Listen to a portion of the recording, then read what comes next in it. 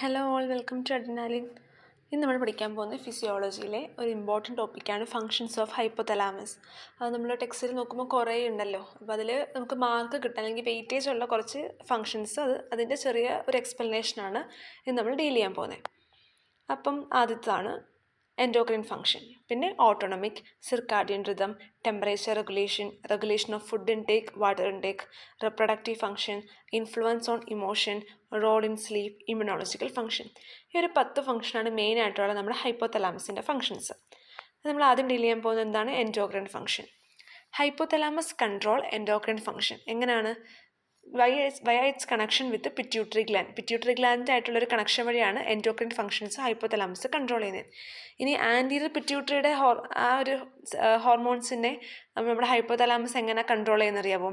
By releasing അല്ലെങ്കിൽ by secreting various releasing and inhibiting hormones. Okay, അപ്പോൾ anterior പിറ്റ്യൂട്ടറിയുടെ സെക്രീഷനെ കൺട്രോൾ ചെയ്യുന്നത് റിലീസിങ് ആൻഡ് ഇൻഹിബിറ്റിംഗ് ഹോർമോണെ സെക്രറ്റ് ചെയ്തിട്ട്. അതുപോലെ നമ്മുടെ പോസ്റ്റീരിയർ പിറ്റ്യൂട്ടറിയുടെ 2 ഹോർമോൺസ് ഹൈപ്പോതലാമസ് സെക്രറ്റ് ചെയ്യുന്നുണ്ട്, ആൻറ്റി ഡയോററ്റിക് ഹോർമോണും ഓക്സിറ്റോസിനും ഒക്കെ. രണ്ടാമതാണ് ഓട്ടോണമിക് ഫംഗ്ഷൻ. നമ്മുടെ ഹൈപ്പോതലാമിക് ഏരിയയിലെ ലാറ്ററൽ ആൻഡ് പോസ്റ്റീരിയർ ഏരിയയാണ്.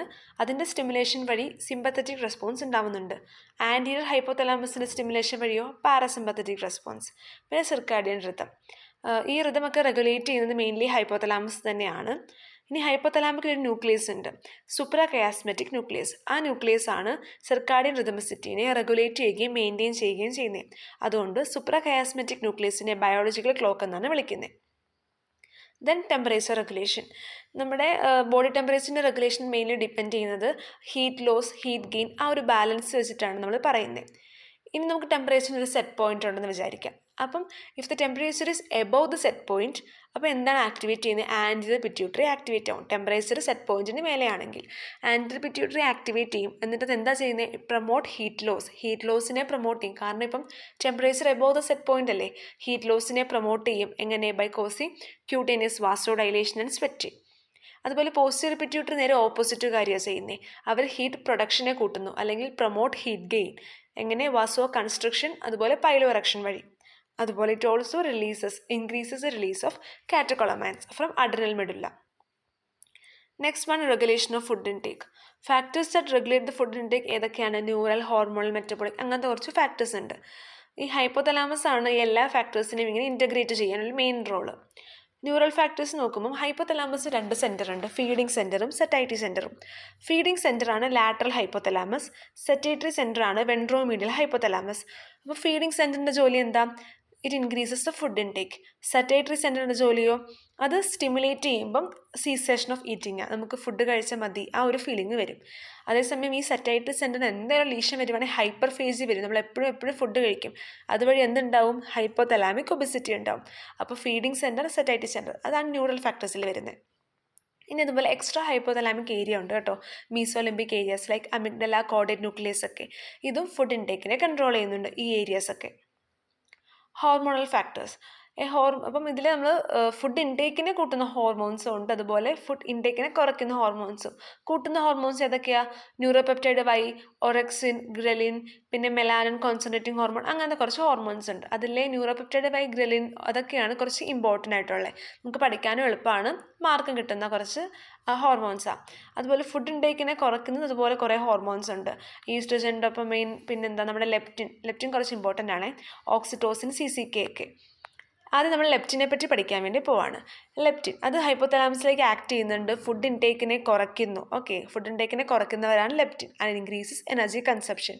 ഇനി നമ്മൾ ഫിസിയോളജിക്കൽ നമ്മൾ നോക്കുവാണെങ്കിൽ ഹൈ ലെപ്റ്റിൻ ലെവൽ വരുന്ന കേസ് ഒബിസിറ്റി ഒക്കെ. അപ്പോൾ എന്താ? ഫുഡ് ഇൻടേക്ക് കുറയ്ക്കും.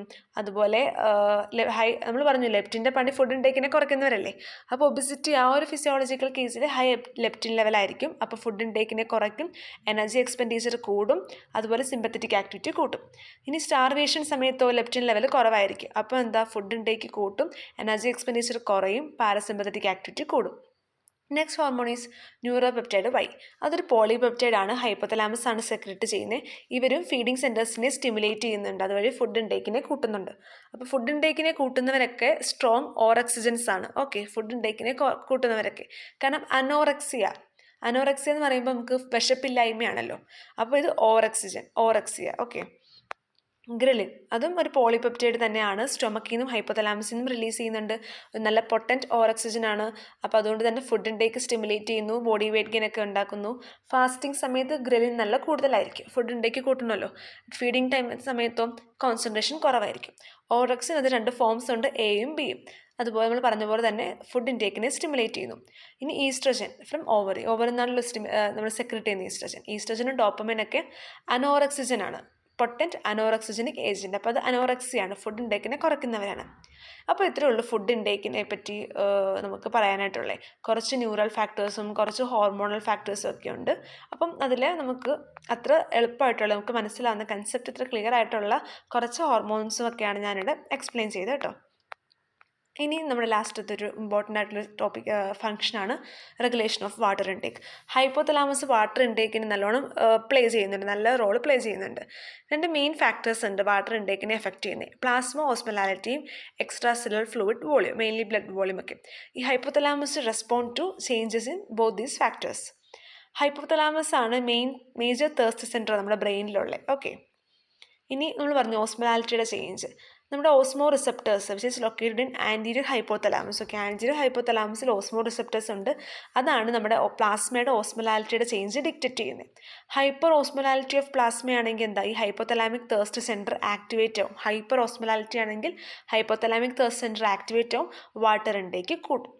അപ്പം ഇത്രയേ ഉള്ളൂ water regulation of water intake. Okay, അപ്പോൾ food intake, water intake, temperature regulation, circadian rhythm, autonomic function, endocrine function, അങ്ങനത്തെ കുറേ ഫംഗ്ഷനിലെ കുറച്ച് ഇമ്പോർട്ടൻറ്റ് ഫംഗ്ഷൻസ് നമ്മൾ പഠിച്ചു.